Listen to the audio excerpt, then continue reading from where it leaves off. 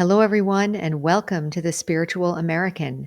My name is Dr. Ann O'Hare, and I'm your host. And today we will be talking about creating my future. Now, of course, we're going to be talking about this in a spiritual way. But before we get started, please consider like, sharing, and subscribing. As you know, that helps us get this content out to more and more people. And also, please consider sharing with your friends and family so they can benefit as well. So, creating my future. Now, in a normal way, ordinary way, we think, oh, okay, I'm going to go to school. I'm going to get a degree. I'm going to get a job. I want to get married and have a family. There's a lot of physical life aspects that we think of when we think of creating our future. But today, I'd like to talk about creating a future from within the self. Now, how does that work? So, I'm going to assume that anyone who's watching this, maybe there are aspects of your life that you maybe are not fully happy with or fully satisfied with, or maybe they bother you a little bit, or maybe it causes a little bit of discomfort. But I want to talk about today is how to create the fertile energy where what I really want can manifest. I wrote down like the secret and manifesting. I know that some of these ideas are out there. I'm going to talk about it from the perspective of internal purity. Because if you watch the last couple of episodes, we were talking about purity and how the authentic self can express itself through this purity. So, how do I generate this, or how do I create this pure environment inside that I can create? First, I have to say, what do I really want? And I'm going to say that sometimes the things that we want, that we say we want, is not really what we want in our heart. So, for instance, maybe I say, I want to make $1 million. And maybe that is what I really want in my heart. But I'm going to say maybe it's not really that I want to make $1 million. Maybe what I really want is to live a life comfortably without having to worry about money. Maybe that's what I really want. So sometimes we think we go after something where actually we're looking for an experience. Like I shared a couple of episodes ago that now in my job, I used to think that I wanted a manager job or a leadership job at work because I really wanted to feel like I had some impact on the group that I was working with, and also to maybe create something, create some team, or have some control over the level of practice that was happening in the group. That's what I wanted. So I thought that I was going to get that from a leadership position. Well, guess what? I didn't get the job and I didn't get the leadership positions, but now I'm in a department where I actually got that thing. So I guess where I'm getting at with this is if you look at this in a spiritual way, sometimes you don't get what you think you want, but you get what you really want. So in this episode, I want to talk about how do I get in touch with what I really want. And I would say start with what you think you want, but then break it down to the experience that you want to have. For instance, let's say that I want to be married. But what I really want is to feel secure, or I really want to start a family or something like that. We have to be clear about what the experience is that we really want to have. I don't think we're often in touch with that. And I wrote down a couple of ideas here that we can think about on how to purify the system, let's say, to purify the system to get in touch with what I really want. And in my experience, like I'm giving worldly examples here, but I also find that you end up having spiritual desires also. Like, I want to be closer to God, or I want to learn who I really am. I want to serve the world. I want to purify myself. I want to be able to help others, something like that. Those are more, I would say, closer to elevated or spiritual desires or what you want to create. So I wrote down here that creation is happening anyway. So the mechanism of your future is already in motion. I feel that if we purify the system, then what's going to happen is going to be more in alignment with my real heart and what I really feel. And I can tell you from experience that my life right now is 100% reflecting what I really want. It's so amazing that I'm saying that. That was not possible. It was not possible before. Purification, like we're going to talk about now, is the way to create an inner possibility of your life reflecting really who you are, truly who you are. So, the first aspect, what aspects do we need to purify? Well, the first aspect is, who am I?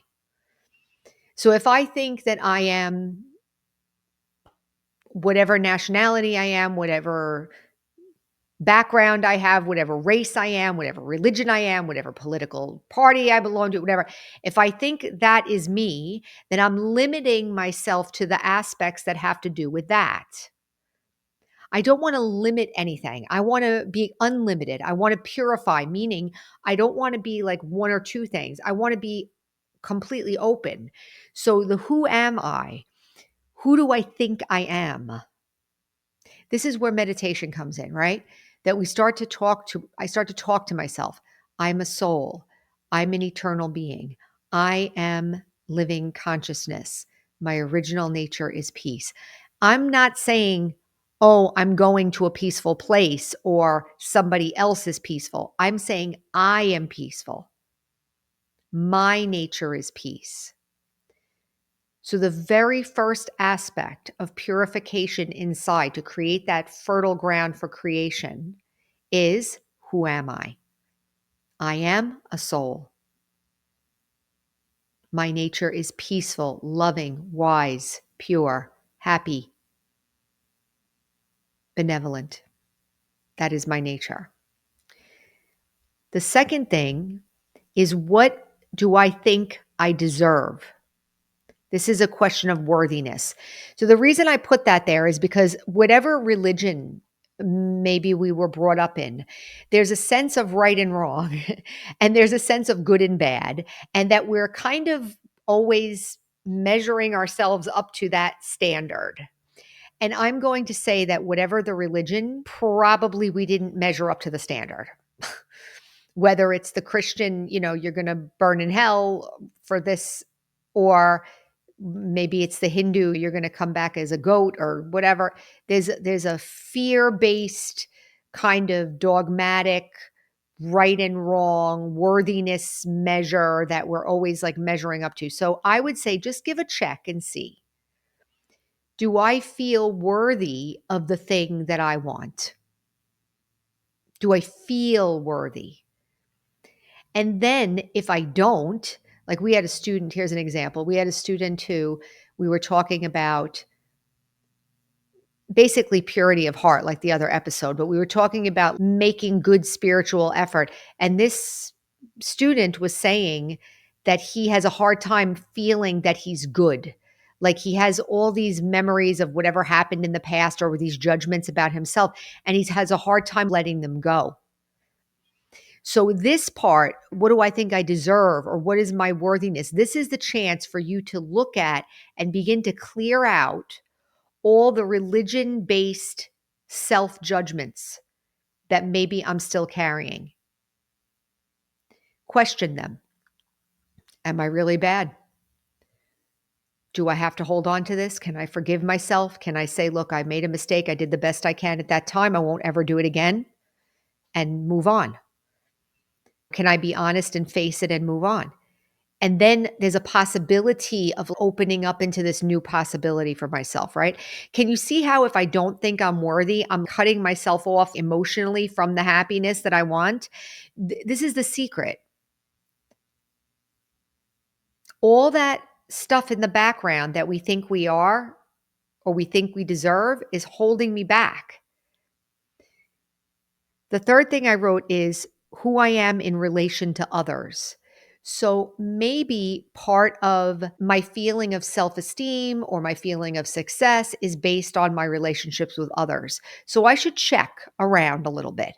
How is my relationship with my family? How is my relationship with my body? How are my relationship with my coworkers? Am I satisfied with my relationships? And if not, what's going on with me? Do I feel jealous? Do I feel like I'm comparing? Do I feel dissatisfied? So kind of take a look and how do I feel about with other people? How do I feel about other people? So you see how this is like an inquiry, right? Because I'm trying to clear some of what's there so I can reach a pure place to create from. The fourth one is what I really want. So when I get through those levels, who am I? What do I think I deserve? Who am I in relationship to others? Then you get to what do you really want? I was talking to somebody today and I had an opportunity to share something that I really wanted. And I noticed that I was nervous about sharing it. And then I realized that I have a long habit of thinking if I say who I really am, they're not going to like me, or something bad's going to happen, or something got created along the way. And I can't be the only one that has those things. I feel that in order to create my future from within, it's a time of reflection. It's a time of looking within and seeing what's going on. Spirituality gives us the tools on how to look. Because if I say I am an eternal being, my original nature is peace, and I say that's who I am, then when I'm angry and screaming and yelling at my child, maybe that's not what I should be doing, right? That's how spirituality works. It kind of wakes up the intellect and says, okay, this is who I really am. And now this is not the way I need to be acting. And then we start looking at ourselves. But in terms of creation, I want to be very introverted and looking at myself because I want to get to that pure, pure desire. What do you really want? I would say that most of us would say, I want to be happy. I want to be peaceful. I want my life to mean something, something like that. But we can also create what we want to happen within our life already. So, for instance, let's say you look at your relationships and you say, the relationships are kind of superficial. I'm not really that happy with them. And I really wish that I could have meaningful relationships. So, let's say the relationships with your family, like the ones that don't go away. I would like to have meaningful relationships with my family. So, that could be like a pure wish. And then with the spiritual effort, you could work on the adjustments that are needed to help create that. Now, obviously, we can't control others, but I can tell you from my experience that if you take care of yourself and we practice this spiritual effort, we begin to change. And when we change, others change too. At first, they can't help it because we're connected. At first, maybe they'll react because maybe, who knows, maybe we have a unhealthy thing going on. And maybe when one person stops, the other person reacts because, hey, why aren't you yelling at me anymore? That's not good. But ultimately, everybody wants peace and everybody wants a good relationship. So I wrote here, have purity in all four areas and then say what you want. So every once in a while now, I will say what I want. I have a friend who I can talk to who's also on this spiritual journey, and we talk about everything. Even yesterday, I said, I really want this for my family, or I really want this. I'm speaking it. I want my dad to be happy. I want this for my sister. I want this, not specific things, but more like coming from the heart. I wish the relationship would be like this. I wish, you know, that they would feel satisfied with their life. I wish for resolution of the issues, these issues or those issues. So what am I doing? I'm giving good wishes, and I'm also saying what I want. It's funny how when we do this, eventually you realize that your whole life begins to transform. And then you're no longer wishing for yourself now. Well, if you are, it's higher and higher levels, but eventually you start wishing for others. You see how we tap into our generosity, we tap into our benevolent spirit that is also creative and it's also attractive. So think about that. I'll stop there. But the main thing is, so the four areas that we want to purify are: who do I think I am? What do I think I deserve? Like worthiness. The third one is, who am I in relationship with others? And then what do I really want? This, you can practice this all the time. I mean, self reflection. When I'm reflecting and I'm looking and I'm transforming, I'm purifying. Then my real desire, my real wish can come forward. So I'll leave it there. Remember, our slogan is heal, empower, and serve. And I hope that gave you something to work with and to realize that creating your future is not just about physical things. It's about getting in touch with your real self and having your real self and your real desires, your pure desires, make an impact and become reflected back to you. That really generates a lot of happiness. So thank you for being here. And until next time, take care.